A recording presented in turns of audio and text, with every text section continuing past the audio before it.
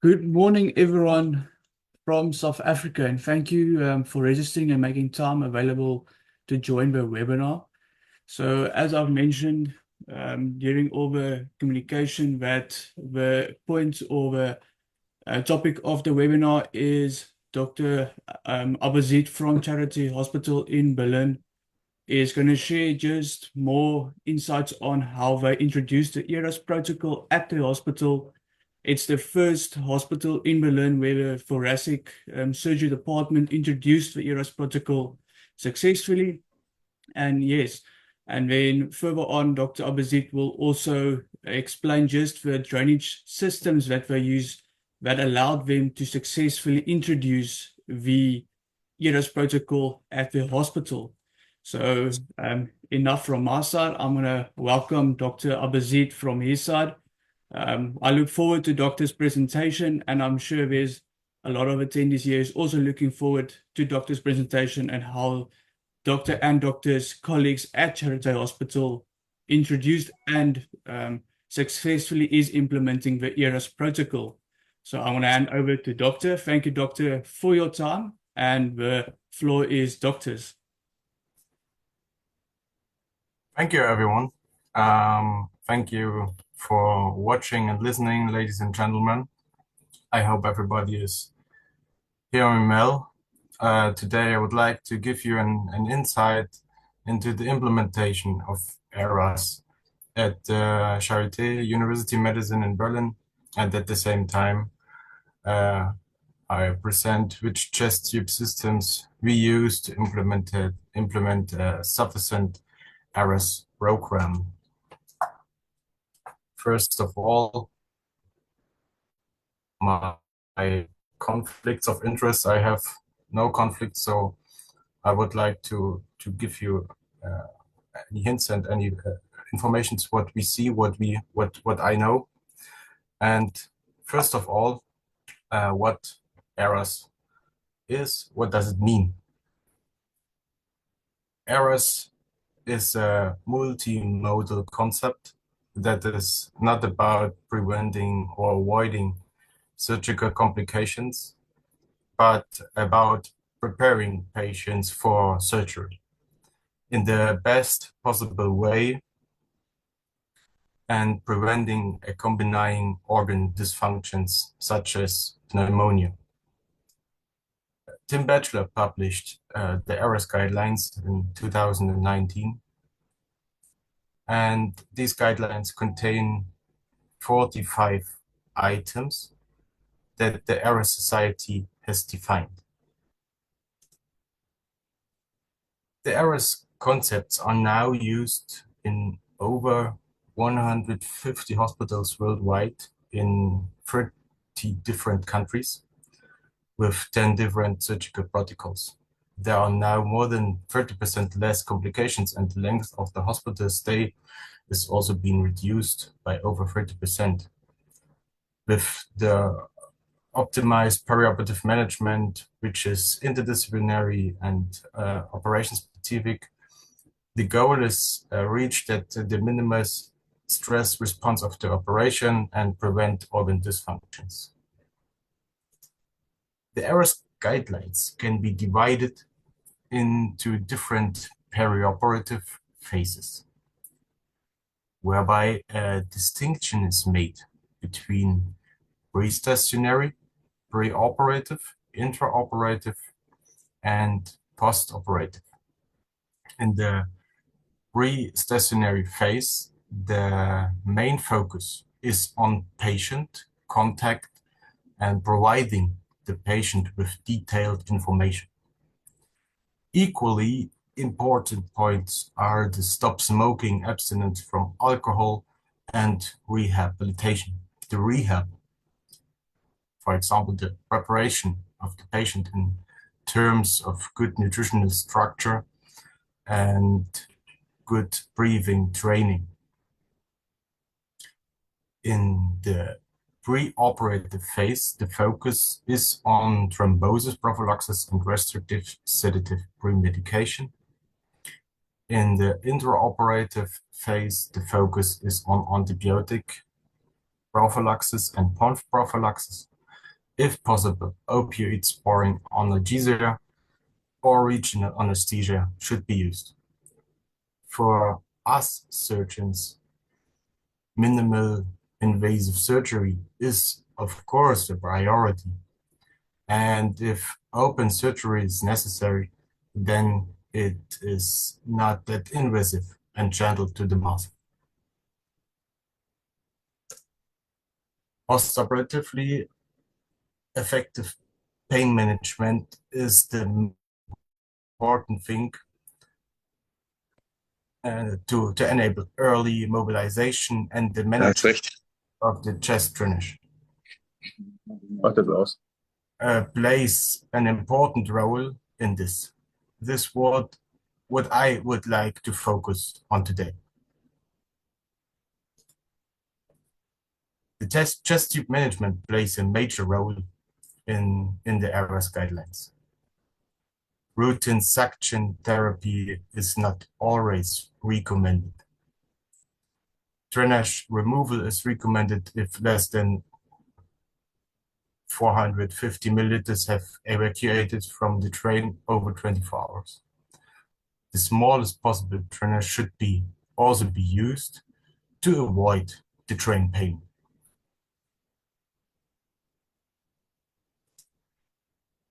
Now I would like to tell you something about what ERAS has changed at Charité.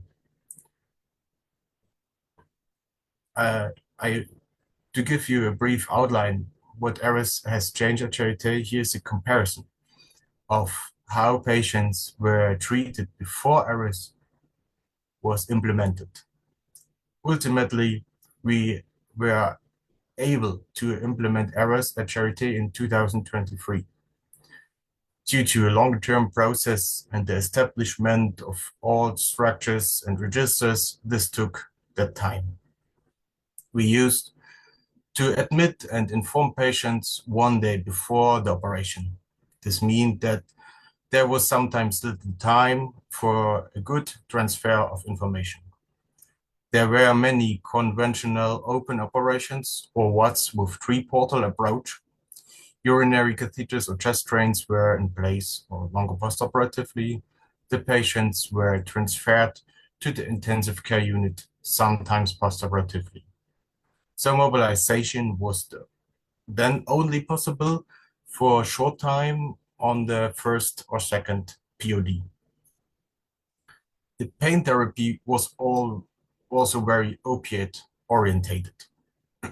With the introduction of ERAS, we were also able to train and employ ERAS nurses with their own working place, with their own room. These nurses conduct a motivational and educational interview 1 or 2 weeks before the admission to hospital with the patients. The patients receive flyers about ERAS and material on respiratory therapy and the rehabilitation. At Charité, we focus on uniportal wards, a lot of minimal invasive surgery, and increasingly a high number of robotic surgery. Urinary catheters are usually removed directly in the operation theater, and chest drains are removed on the first or second POD if it's possible.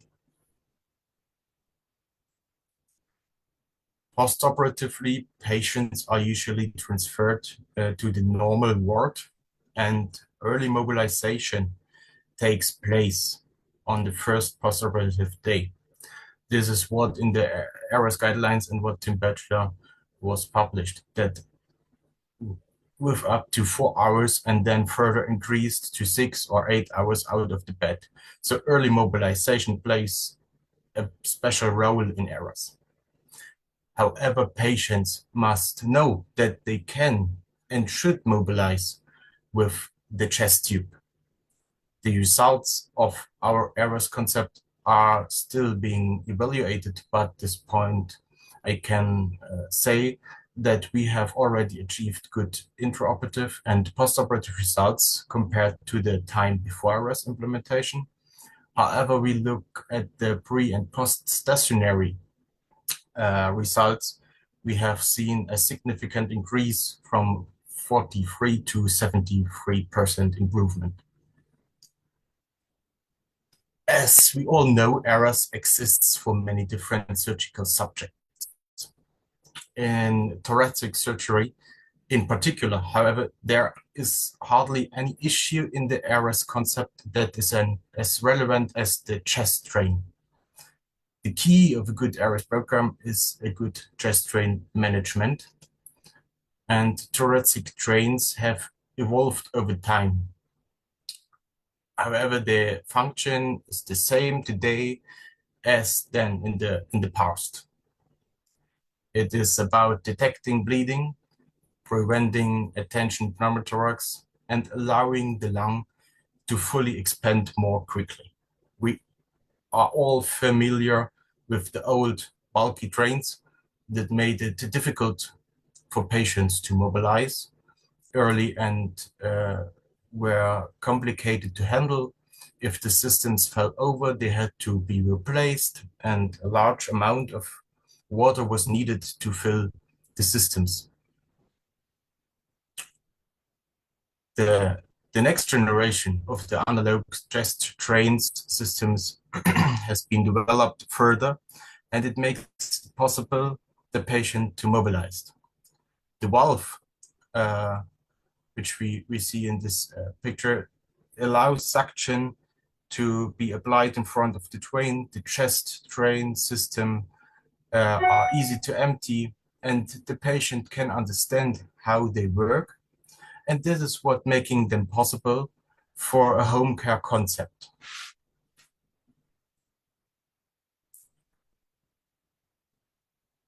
Here we see an operation from yesterday. For example, a big tumor was with a robotic operation, and we used this next generation analog system here with the valve, and we put by a suction very slow, and today the patient is without the chest drain after this operation from yesterday.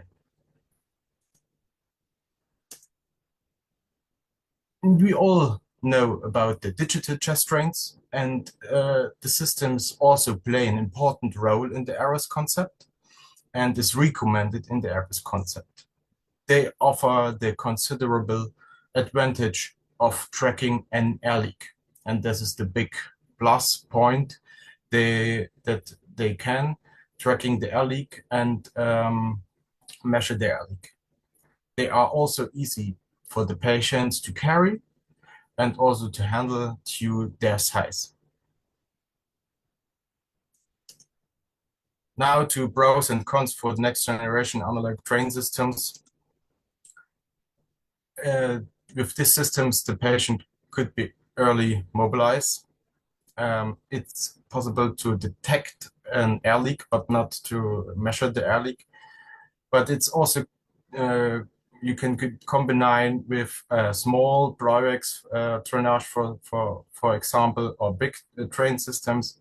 It's cheap, so it is also not necessary to check where are the drain systems. Patients can be transferred to other hospitals or other wards with this system, and it's possible for home care. Now my conclusion. The management of the chest drains is one of the most important items in the implementation of ERAS, and in thoracic surgery, it's important. The patient has an active role in the ERAS and must know that early mobilization with the chest drain should take place. And the aim is to remove the chest tube as early as possible. Thank you for your attention. Thank you for listening.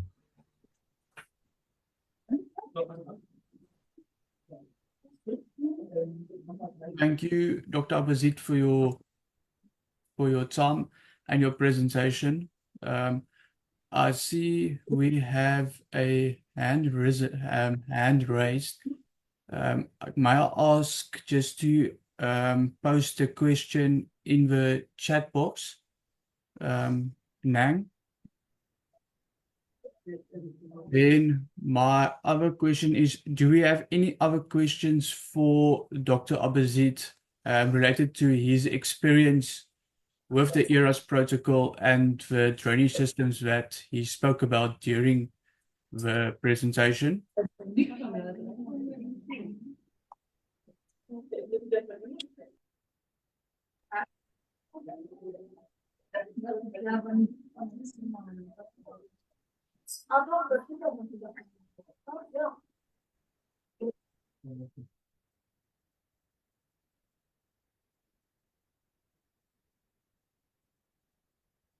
Dr. Abazid, we have a question here.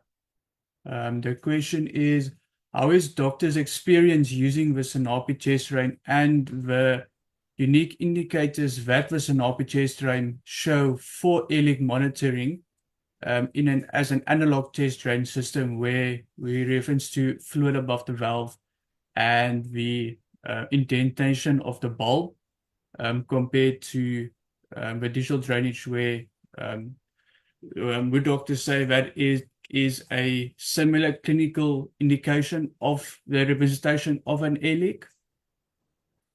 Yeah, we could say this. It's Charity. We have the old version of the Sinapi trains. I think the next generation is coming, and the bulb help us very much, so we can see if there is an air leak or not. We can detect it, and this indicator, if it's bubbling, of course, we can decide if we need, after this first step and the second step, we can decide if we need a digital train system or not. Thank you for your answer, Doctor. I think it's quite clear. We have another question here. The question is, can Doctor please expand a bit more on the experience on sending the patient home with the chest drain? I'm not sure if that is something that Doctor do, but if it is something that Doctor do, can Doctor expand on this question? It's not common in our hospital to let the patients go with the trainer system. So I can't give you any experience about this. It is possible, and in some times of the world, we know that the other hospitals do this, but we have no experience with this, only with the small chest drains for Pliox, for example, but not with the Synavi system. Thank you, Doctor. I apologize. There was a first section of the question that I did not read out. So thank you, anonymous attendee. Dr. I just wanted to appreciate Doctor for the good presentation. I appreciate Doctor's time. Then the next question is, what would Doctor suggest hospitals who has not yet implemented ERAS? Yeah, it's a long way to implement ERAS, but we see the good results, and we see how ERAS can help the patients to go home quickly and live a normal life quickly in comparison to the way before. And first step is for the information for the patients. It needs enough time. It needs, for example, ERAS nurses, the ERAS nurses who can decline and informate the patients with flyers and with briefing training and with, for example, rehabilitation and special drinks to get them in a good way to the operation. And after this, after the operation in the post-stationary way, the same. Thank you, Doctor. We have one more question here. Good morning. Thank you for your presentation, Doctor. However, surgeons trained for this ERAS chest drain management And then the follow-up on the question, how to deal with belief differences between surgeons in regards to surgeons in what regards chest drains, amount of liquid, passive versus active, etc. I'm not sure if I understand everything and full, but the surgeon will trained in the drainage management and in the train system in the work at the ward. So in the first time of the education of the surgeons, they are working on ward and see how the system's working in the operation theater and at the ward, and how to handle it. And especially you need, if you want to make suction, you need a special suction device. So yeah, this is how the training is working. Thank you, Doctor. I think that answered the question quite clearly. Then we have another question from just regarding the chest drainage systems. Do you only use digital drain and Sinapi in your department? No water seal systems? Yes.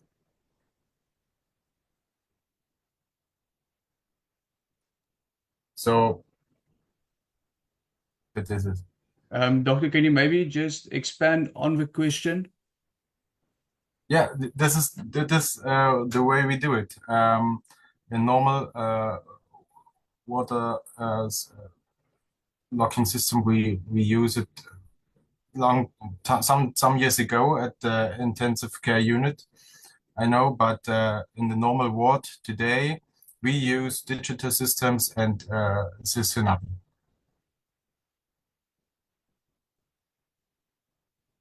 Okay, thank you, Doctor. I think we're going to do the last question. Do you mobilize patients sooner with a digital unit or Sinapi, or is it similar? If you need a suction device, it's difficult to mobilize the patients with the Synapi. It's more easier to mobilize them with a digital system. But if no suction device is needed, they will mobilize very early. Okay, thank you for the answer, Doctor. Doctor, I have a question from my side. How often is suction required, or is it very patient specific? It's very patient specific, and it's specific on the operation what we do and on the constitution of the patient and of the constitution of the lung. And in the most cases, we use a small amount of suctions, 5, 8, like this. Yeah. And sometimes we change it and make a no suction therapy. It depends. Thank you, Doctor. That makes a lot of sense. I'm going to ask Doctor, we have 2 more questions here. I'm going to do them together because I feel like they jump onto one another. So the first one is, how do doctor determine which system to use between the digital drainage and the Sinapi chest drain? And then how, after the decision is made, how do doctor determine whether the chest catheter is patent or not? I think we looked at the systems, and there were some systems in our hospital, and we tried what is the best to handle, what is practicable, especially in the digital train systems, how you can use it if you have hand gloves, how is the touch screen, do you need a touch screen, for example, like this, and the same at the analog systems, which are practicable for the doctors or for the surgeons, and also for the nurses, so that the nurses can use it. It was to determine it. And the second question I forgot. Excuse me.